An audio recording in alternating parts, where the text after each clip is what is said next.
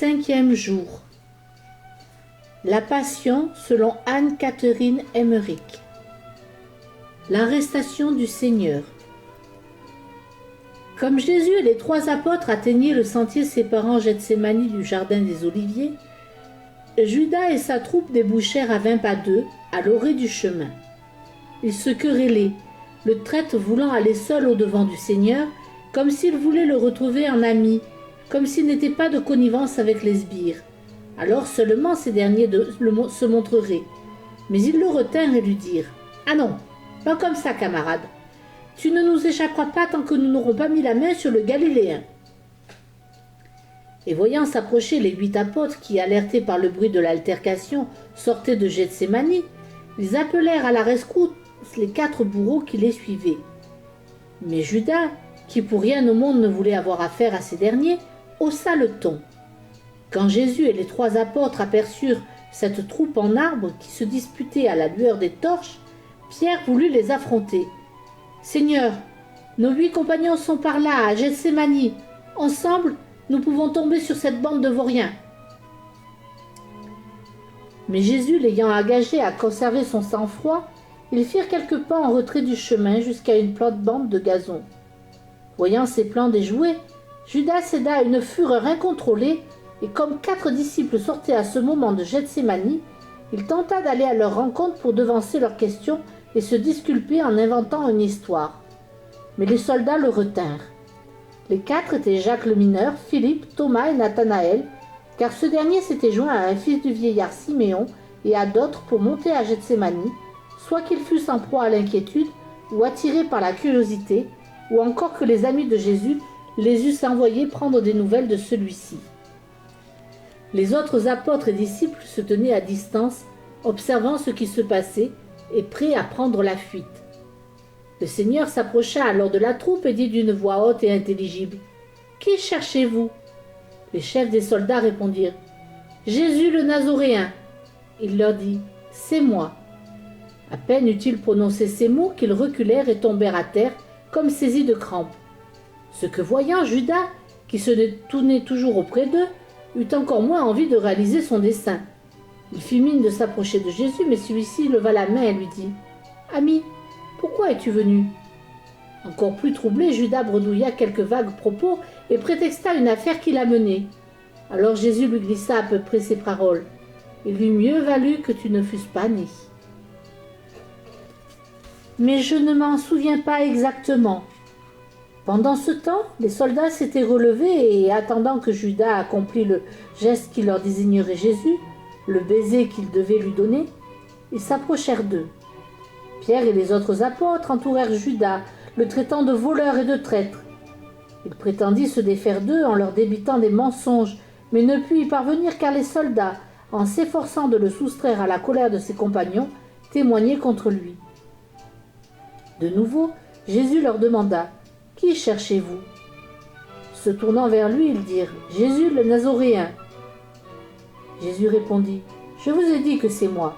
Si donc c'est moi que vous cherchez, laissez cela s'en aller. » À ces mots « c'est moi », les soldats tombèrent une seconde fois en se tordant sur le sol, comme s'ils étaient frappés du haut mal, tandis que les apôtres pressaient Judas de toutes parts, tant ils étaient furieux contre lui. Jésus s'adressa aux soldats. « Levez-vous !» Ils se redressèrent, saisis de crainte et arrachant Judas aux mains de ses compagnons qui le serraient de près, ils le sommèrent de donner le signal convenu, le menaçant de lui faire un mauvais sort. En effet, ils avaient reçu l'ordre d'arrêter seulement celui qui l'embrasserait. Alors le traître, s'approchant de Jésus pour lui donner l'accolade, lui dit « Salut, Rabbi !» Jésus lui souffla « Judas, c'est par un baiser que tu livres le Fils de l'homme ?» Déjà les soldats l'entouraient et les sbires portèrent la main sur lui pour le saisir. Judas eût voulu s'enfuir, mais les apôtres le retinrent avec force et marchèrent sur les soldats en criant « Seigneur, faut-il frapper du glaive ?» Plus prompt que les autres, Pierre avait brandi son épée.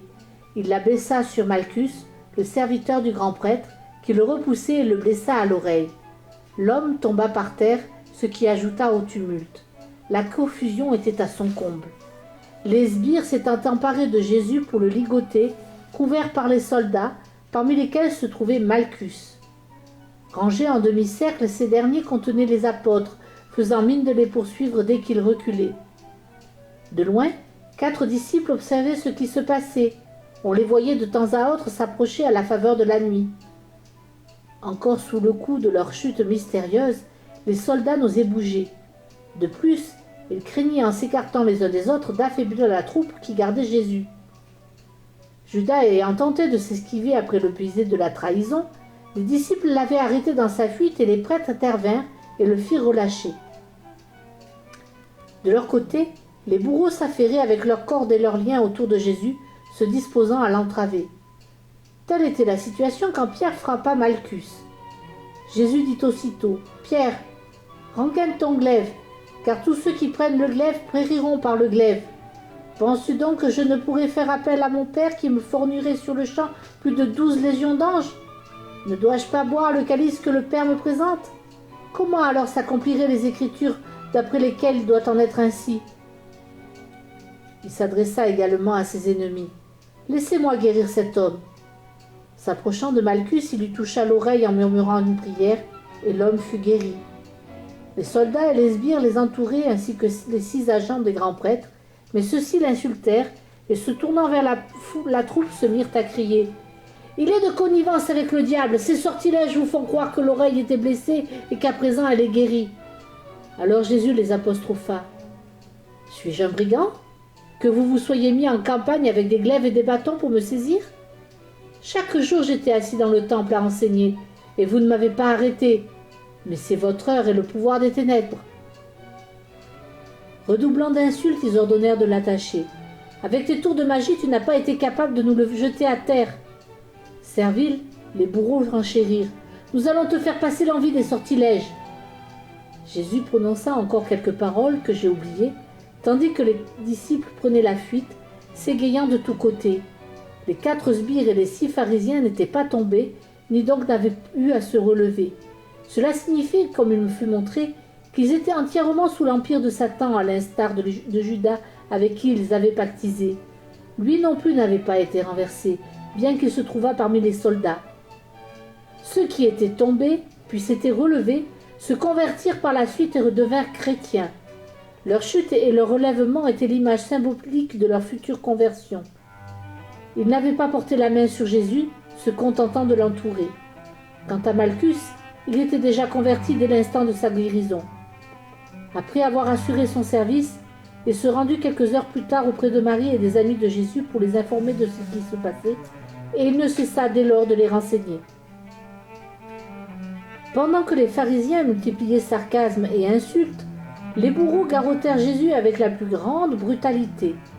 Ces hommes cruels, païens de basse extraction, portaient pour tout vêtement des sarraux sans manches lacés sur les côtés et un linge autour des reins qui leur laissait le cou, les bras et les jambes découverts. Ils étaient petits, trapus et fort agiles. Leur teint était d'un brun rougeâtre comme celui des esclaves égyptiens. Ils lui lièrent les mains avec des cordes neuves, dures et tranchantes, qui serrèrent fortement. Le poignet droit était attaché à l'avant-bras gauche au-dessus du coude et le second de la même façon à l'avant-bras droit. Puis, avec des liens d'osier, ils plaquèrent ses mains sur une large ceinture de force hérissée de pointes qui lui avait passé à la taille, les assujettissant à des anneaux d'écorce ou de filasse fixés à cette ceinture. Ils lui mirent autour du cou une sorte de carcan muni d'épines ou autre objet piquant, d'où partaient 2 courroies se croisant sur la poitrine, qui étaient étroitement nouées à la ceinture. Ils nouèrent à 4 points de la ceinture de longues cordes, dont ils allaient se servir pour tirer le Seigneur de ci, de là, au gré de leur humeur. Tous ces liens étaient neufs, et ils semblaient pouvoir avoir été préparés exprès, dès lors qu'on avait décidé de procéder à son arrestation. Le groupe se mit en route, après qu'on eut allumé plusieurs autres flambeaux. En tête venaient 10 soldats de la garde, suivis des sbires qui attiraient Jésus au bout des cordes, puis des pharisiens qui l'accablaient d'injures. Enfin, 10 sbires fermaient la marche. Les disciples rôdaient à distance, sanglotant, hors d'eux-mêmes. Seul Jean osa s'approcher des sbires, à l'arrière. Aussi les pharisiens ordonnèrent-ils qu'on s'emparât de lui.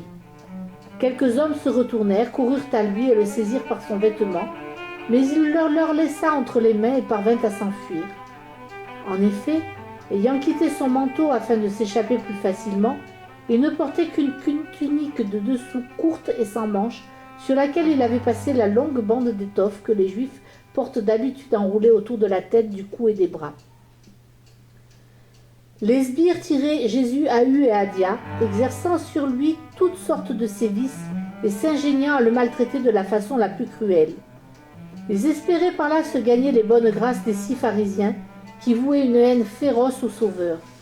Ils tendaient les cordes pour le faire passer par les sentiers les plus impraticables, le traînaient à travers les cailloux, le tiraient dans la boue de chemins défoncés, tandis qu'eux-mêmes se cherchaient des passages commodes.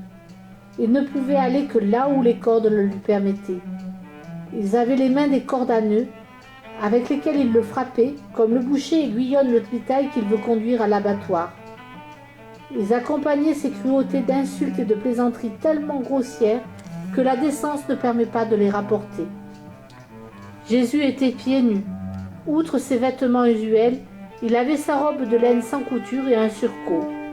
Comme tous les Juifs, les disciples portaient à même le corps un scapulaire fendu sur les côtés, 2 pièces d'étoffe rattachées l'une à l'autre aux épaules par des lanières, qui leur couvrant la poitrine et le dos, laissaient leurs bras nus. Ils ceignaient leurs reins d'une bande d'étoffe à 4 pans qu'ils croisaient pour en former une sorte de caleçon. Je dois encore préciser que lors de l'arrestation du Seigneur, on ne lui avait présenté aucun ordre d'amener, aucune pièce légale. On l'avait traité comme un hors-la-loi que chacun pouvait appréhender. Le cortège allait à vive allure. Au sortir du chemin séparant le parc de Gethsémani du jardin des Oliviers, il bifurqua à droite pour longer ce jardin vers l'ouest et gagner un pont jeté sur le Cédron. Ce n'était pas celui que Jésus et ses apôtres avaient emprunté quand ils étaient venus au Cénacle, car ils avaient traversé la vallée de Josaphat et franchi le torrent plus au sud. Le pont sur lequel on l'engageait à présent était fort long. Il enjambait non seulement le cours d'eau, très large à cet endroit où le gonflaient les eaux dévalant des monts des Oliviers, mais encore le lit du torrent, un terrain irrégulier moins élevé que les rives qu'il joignait l'une à l'autre tel un viaduc de pierre. Avant même qu'on eût atteint ce pont, Jésus était tombé 2 fois à cause des mouvements et des secousses que les sbires imprimaient aux cordes. Lorsqu'ils arrivèrent au milieu du pont, ils redoublèrent de cruauté envers lui. L'ayant hissé sur le parapet, ils le précipitèrent de toute sa hauteur dans le torrent, lui criant de se désaltérer tout son soûl. Il ne dut qu'à l'assistance divine de ne pas être tué dans cette chute, car il était entravé. En effet, il aurait dû se briser les membres sur les rochers à peine recouverts d'eau à cet endroit. Il tomba sur les genoux, puis le visage en avant, incapable de se protéger avec ses mains liées. Or, elles s'étaient dénouées de la ceinture de force, soit par miracle, soit que les sbires les eussent détachées. La trace de ses genoux, de ses pieds, de ses coudes et de ses doigts s'imprima miraculeusement dans le roc. Plus tard, ces empreintes furent l'objet d'une grande vénération. On ne croit plus guère à ce genre de prodige, mais souvent il m'a été montré dans mes visions historiques que de semblables signes laissés dans la pierre par les pieds, les genoux et les mains des patriarches et des prophètes, de Jésus, de la Sainte Vierge, de quelques saints. Les pierres étaient moins dures que les cœurs des hommes sans foi, et dans des circonstances exceptionnelles, elles rendirent témoignage à la puissance de la vérité qui les touchait. Depuis sa douloureuse agonie au mont des Oliviers, Jésus n'avait rien bu, malgré la soif qui le dévorait. Aussi, quand il eut été précipité dans le Cédron, se désaltéra-t-il avec peine, et je l'entendis encore évoquer l'accomplissement d'un passage prophétique du livre des psaumes. Au torrent, il s'abreuve en chemin, c'est pourquoi il redresse la tête. Du haut du pont, les sbires le tenaient toujours attaché au bout de leurs longues cordes. Comme ils ne pouvaient ni le hisser, ni le faire aller plus loin à cause d'un muret de maçonnerie qui bordait la rive opposée du torrent, ils revinrent sur leurs pas en le tirant, le forçant à traverser le cours d'eau et le ramenèrent sur la berge. Ces misérables poussèrent sur le pont pour la 2e fois, l'accablant d'injures et de malédictions et de coups. Sa longue robe de laine toute trempée collait à son corps et entravait sa marche. De l'autre côté du pont, il tomba encore par terre. Ils le relevèrent en tirant les cordes et en le frappant, et retroussèrent dans sa ceinture le bas de son vêtement mouillé, tout ceci au milieu des colibés les plus vulgaires. Nous faisons ta toilette pour la Pâque et autres railleries.